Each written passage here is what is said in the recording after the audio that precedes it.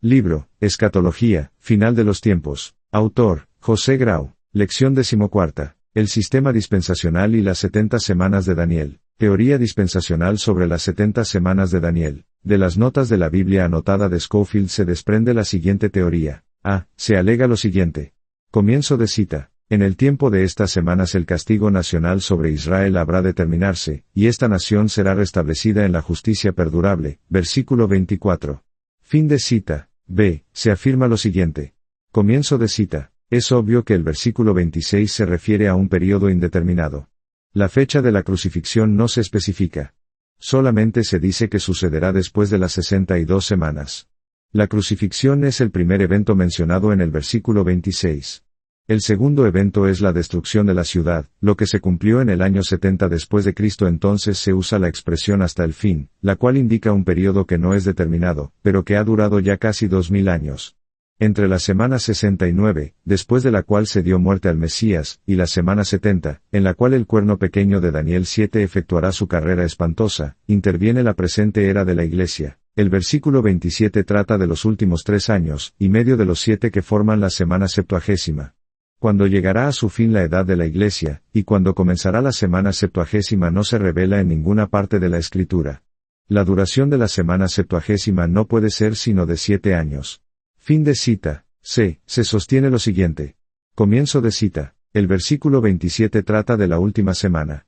El que confirmará el pacto con muchos, según el versículo 27, es el príncipe que ha de venir, mencionado en el versículo 26, y cuyo pueblo, el pueblo romano, destruyó el templo en el año 70 de nuestra era. Fin de cita. D. En la misma línea se dice.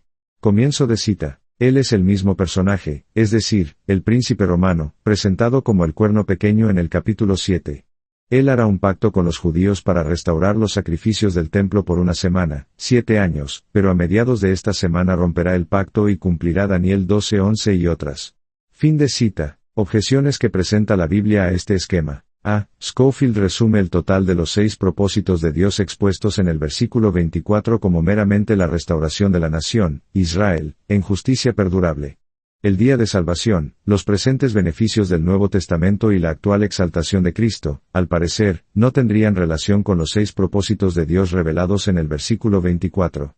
El Nuevo Testamento enseña que no hay bendición para nadie, judío o gentil, excepto bajo el nuevo pacto y bajo las condiciones de arrepentimiento, fe y obediencia. Más aún, el mismo nuevo pacto revela que, desde la cruz, las genealogías, la raza y el pasado de nada sirven para obtener salvación, pues esta es algo personal, prescindiendo totalmente de quienes hayan sido nuestros antepasados, aun cuando estos fuesen Abraham y Moisés. El versículo 24 no contiene alusión alguna al final de ningún castigo, ni tampoco a ninguna nación restablecida a justicia perdurable dentro de la última semana.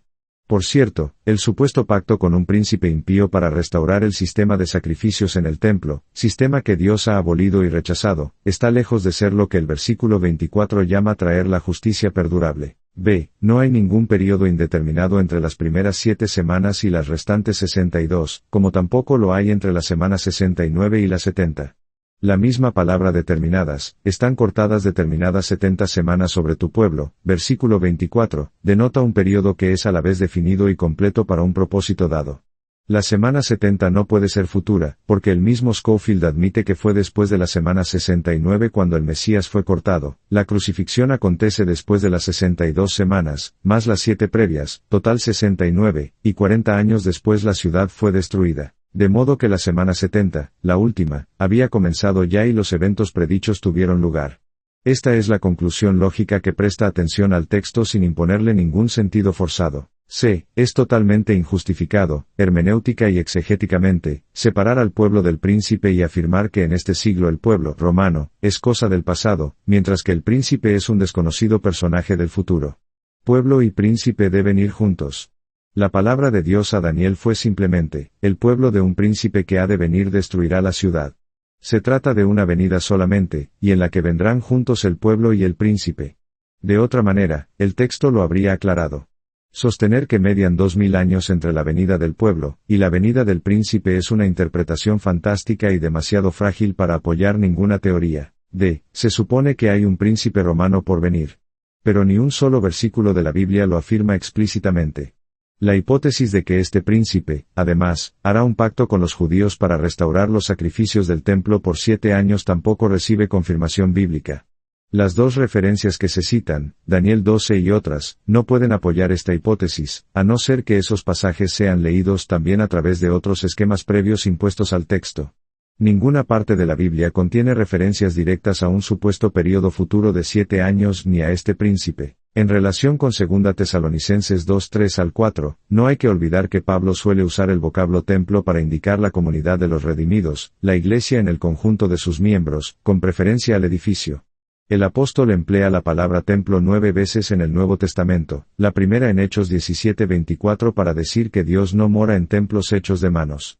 En todas las demás ocasiones utiliza el vocablo para referirse a los cristianos, a la iglesia como comunidad de redimidos. Sería realmente extraño que el significado dado a la palabra en 2 Tesalonicenses 2:3-4 no solo contradijera lo dicho en público, Hechos 17:24, sobre la no necesidad que tiene Dios de templos, sino que además fuese el único caso en que, saliéndose del sentido que generalmente daba a esta expresión, Pablo hablara del templo material, y del templo de Jerusalén, además, y lo aplicase a un período al que nunca, en ninguno de sus escritos, alude, un futuro de 7 años. Una lectura imparcial del Nuevo Testamento no permite suponer que el mensaje del Evangelio precise de la reconstrucción de un templo único, material, como centro de nuestra fe y lugar exclusivo de la manifestación divina.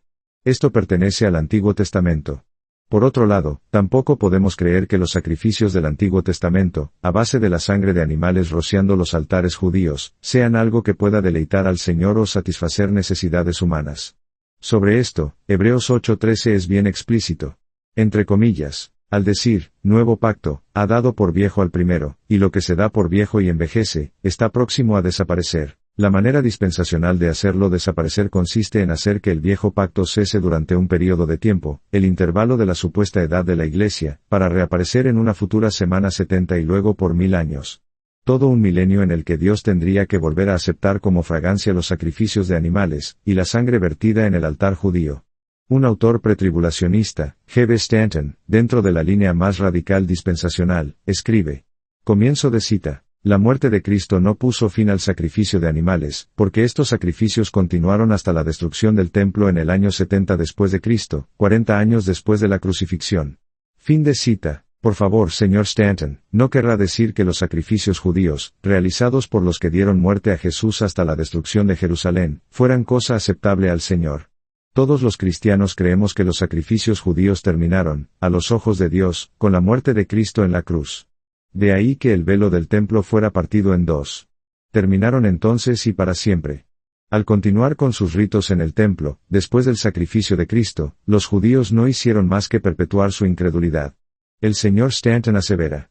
Comienzo de cita. El principio de la semana 70 va a ser señalado por un pacto público, confirmado por el anticristo con la nación de Israel, de acuerdo con Daniel 9:27. El pacto debe ser público, porque implicará el restablecimiento de Israel y la restauración de su antiguo culto. Fin de cita. La sugerencia de que la terminación de los sacrificios en el año 70 fue solo temporal, para ser reanudados luego de que la iglesia sea arrebatada, es algo fantasioso en extremo. Y sobre la idea de un pacto establecido entre el futuro príncipe de los romanos y los judíos, el Dr. Edward J. Young, profesor de Antiguo Testamento y especialista en lenguas semíticas del Westminster Theological Seminary de Filadelfia, escribió en su libro The Messianic Prophecies of Daniel. Comienzo de cita. Observemos que el texto no hace mención de ningún pacto que sea firmado o establecido entonces. Por ello, nos resistimos a aplicar este texto a Antíoco Epífanes ni a ninguno de los posibles arreglos a que llegó con los judíos durante su reinado. También el paréntesis dispensacional de la Iglesia falla aquí, porque supone que la referencia es a un pacto que el príncipe romano hará con las masas. Estos puntos de vista, sin embargo, deben ser rechazados porque proceden de la hipótesis de que va a hacerse un pacto. Fin de cita. Entre comillas, Scofield escribe.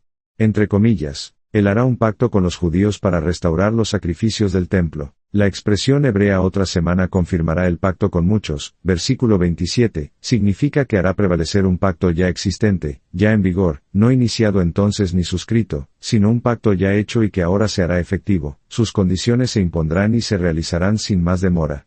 Esto es precisamente lo que el Mesías, y solo el Mesías, ha hecho. La referencia, creemos, es al pacto de gracia que Dios hizo con el hombre pecador. Ahora el Mesías cumplirá las exigencias de ese pacto al adquirirnos la salvación en la cruz. Debemos recordar que la acción de confirmar el pacto, y hacer cesar el sacrificio y la ofrenda debe entenderse con una misma referencia y un mismo eje. Las 70 semanas, pues, deben ser identificadas con el período en que fue llevado a cabo el trabajo mesiánico.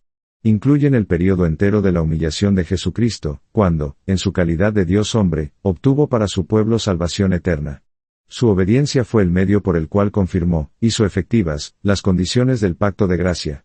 En los términos de este pacto Dios concede libre, y soberanamente la vida y la salvación a los pecadores que con fe y arrepentimiento acuden a Él. Esta vida y esta salvación, sin embargo, tenían que ser ganadas, y lo fueron por Cristo al cumplir por nosotros toda justicia. Cristo hizo efectivas las condiciones del pacto, y así lo confirmó e hizo prevalecer dichas exigencias como causa de eterna redención.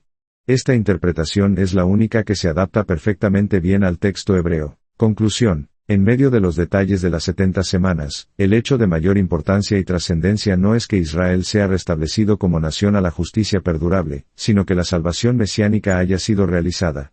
Una vez que el verdadero sacrificio del Calvario ha sido efectuado, el templo de Jerusalén deja de ser el templo de Dios, y se convierte en una abominación como lugar de sacrificios. Todos los sacrificios se desvanecen en el olvido como cosas rudimentarias, elementos vacíos y caducos. La desolación invade la ciudad rebelde y el velo del templo, al partirse en dos, no presagia nada bueno para aquel lugar. En lugar de lo antiguo queda lo nuevo, un nuevo pacto, un nuevo pueblo y una nueva dimensión de las cosas, en la que desaparece lo racial y lo nacional. El apóstol Pedro así lo escribe en 1 Pedro 2, 5 al 10. Destaquemos, por amor a la claridad, que los premilenialistas no siempre son, por necesidad, dispensacionalistas futuristas. El profesor de H. Cromminga escribe. Comienzo de cita. Un premilenial no se haya forzado a creer, juntamente con los judaizantes de la Biblia Scofield y demás allegados al dispensacionalismo, los postulados sionistas extremos que ellos postulan. No es necesario que el premilenialismo sea dispensacional, como lo demuestra la historia. Fin de cita. Efectivamente, entre los premileniales que rechazan el dispensacionalismo se hallan Alford, Bickerstedt, Bonar, Eliot, Guinness, Tregelles, Ladd y otros. De ahí que Al Lindsey oscurece, más que aclara, la verdad cuando escribe. Comienzo de cita. Premilenialismo. La interpretación más antigua. Los premilenialistas creen también que Dios hizo muchas promesas y pactos incondicionales con Israel y que Dios cumplirá literalmente todas sus promesas durante el reino milenial. Los creyentes de la era de la Iglesia y de la tribulación también recibirán estas promesas en su calidad de hijos adoptivos de Abraham. Fin de cita. El lector observará que en esta cita se confunden e interrelacionan, indivisiblemente, dispensacionalismo y milenialismo. Que el premilenialismo sea la interpretación más antigua es algo que habría que estudiar, pero aun suponiendo que así fuese, se trataría de un premilenialismo que apenas se parece al que propone el señor Lindsey en sus libros.